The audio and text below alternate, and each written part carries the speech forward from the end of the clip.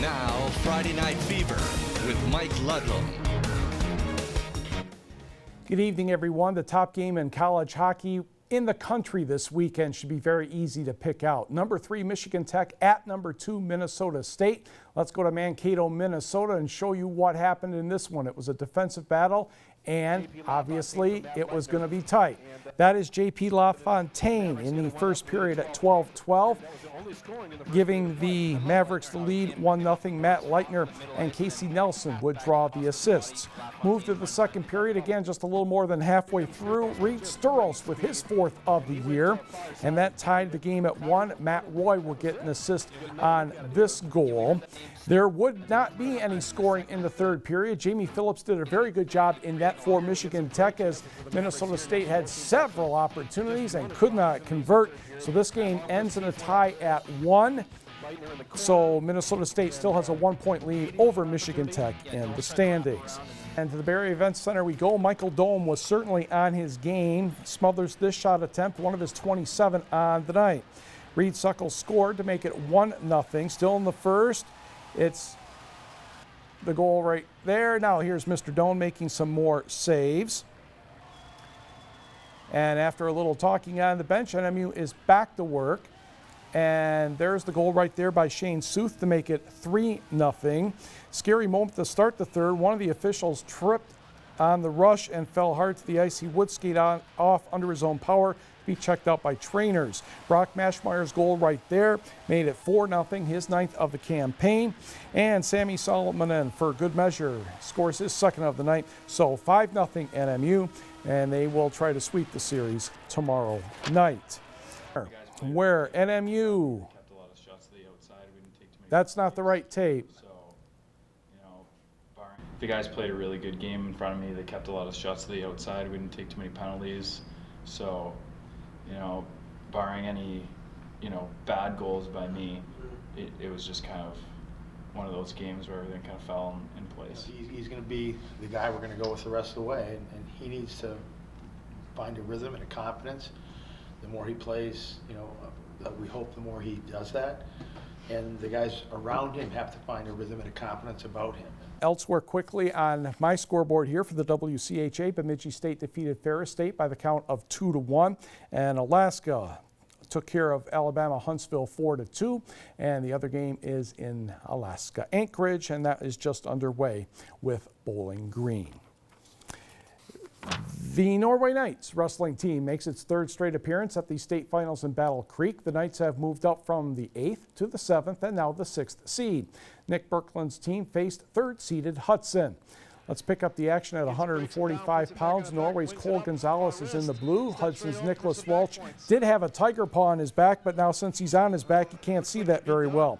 A few minutes later, Gonzalez records the pin at 3:36. That put the Knights on the board, but they trailed 24-6 in this Division IV quarterfinal. Move ahead to 160 pounds. Norway's Tanner Gonzalez against the Tigers' Clayton Brockway. Tanner avoids a cradle lockup and then gently sets Brockway down for the 3-point near fall.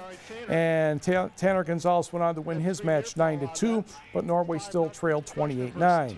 To 171 pounds, Taylor Benetti of the Knights against Jarrett Waters. And the Norway football quarterback didn't waste any time sacking his opponent. The referee ended the match at 45 seconds, bringing the Knights within 25-15, but the Tigers regained the momentum and won the match 59-15. The Knights end the season with an 18-7 record. Gonzalez, and Benetti won their respective Division IV individual regional titles last weekend, and they advance to the Palace of Auburn Hills next weekend for the individual state tournament. When we come back, we have boys high school basketball from various parts of the Upper Peninsula. High school basketball, say hello to the Cedarville Trojans. They made the trip to Engadine to take on the Eagles. Riley Formolo, the offensive rebound. Benjamin Weiss connects. And then Brad Cosley. Oops, there we go. Here's Brad. There's Brad. He puts it up and in. And Cedarville would mount a big run. Mike Haskey to Joey Duncan. And Joey always has permission to shoot 3-pointers because he's good. 2, his dad's the coach. Cosley will stick the putback here. Trojans off to a 13-3 lead. Chase Massey tips the pass. Haskey finds Joey Duncan for the bucket. We didn't get a final score, but we are pretty sure that Cedarville did win this one. Hop over to Newberry, where the Indians took on Sault Ste. Marie.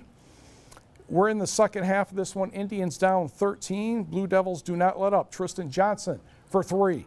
That made it 35-17 Sioux. Next offensive possession, Ryan LaPrade for 3 more. And you can just tell Sault Ste. Marie gaining confidence in this one. That one rattles in for Christopher Wendt, but Sault Ste. Marie is just too strong. Terrence Fuller, no. Iola, yes. Again, we did not get the final of this game either, but we're pretty sure that Sault Ste. Marie won. A final we do have, and a very exciting game, was Escanaba at Gladstone. Second quarter, Tyler Wells driving and scoring, and Gladstone has a 26-13 lead at the half. Fourth quarter, off the miss, Justin Urich, pass stolen by Logan Lamb. He gets it to Chris Rose. And yes, count it and the block. 46-45, 2:11 remaining. Rose had 16 points. Braves missed 2 free throws. Escanaba Sam Molnar scores. 48-45 Escanaba with $1:35 left. Jake Peterson is going to be on the receiving end here, and he hits the 3 to tie the score at 48 with 1:12 to go. Then Sam Molnar, the baseline pass coming up to Sam Taylor, a little pick and roll action. Eskimos go up by 1 with 36 seconds to go. 8 seconds to go. The go-ahead basket there by Tyler Wells, I should say. Escanaba's long pass does not work, and Gladstone hangs on to sweep the regular season series, and the fans swarm the court. 51-50, Gladstone over Escanaba. Meanwhile, in Marquette County, sometimes for some fans, if it isn't Packers football, kids can be very bored. And that goes pretty well into the second half, but he did wake up eventually, I hope, for Houghton against Westwood. That's Bradley Oatman for 3, but the Gremlins trail 42-35, and Jared Lawson was not pleased his team missed a free throw. Ryan Antela to Connor Hanlon for 2. Patriots up 44-36. Again for the orange and black, Nate Gockenbach. No. It's going to be one of those nights. 1, 2, 3, 4, if you can tell how easy it was. Luke Gray with the free throw. Then he's going to get a bounce pass to Connor Hanlon for the layup. Gremlins would get within 5 on a Justin Rutzel of 3, but Westwood would hang on and get the victory by the count of 60-51. Girls basketball, Menominee makes the trip north to visit Marquette. Marquette's already won the Great Northern Conference Championship and trying to go 20-0 in the regular season.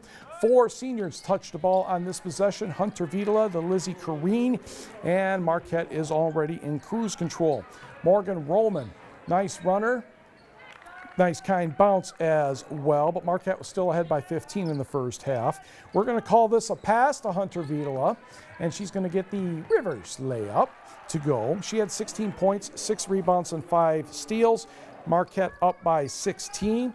Martha Storm is going to gently lay that one in, and the Redettes cruise to the victory by the score of 53-32. So Marquette ends the regular season undefeated at 20-0. The high school bowling regionals took place in the Lower Peninsula today, and the the Ishpeming and Negaunee girls in Division 3 finished first, so they will go on to the state finals next weekend. And in Division 2, the Iron Mountain Kingsford boys came in third. The top 3 teams advanced to the state finals, so that team advances as well. Escanaba boys came close in 4th place, missing by about 40 pins. Women's basketball, Finlandia is the #1 seed in the Great South Athletic Conference Tournament in Atlanta. Waters Meets Marissa Burke was named the Conference Player of the Year, and Coach Terry Clement was named as the Coach of the Year. So congratulations to the Lions for their accomplishments this year. A very busy weekend, including luge and cross-country skiing. Have a great weekend.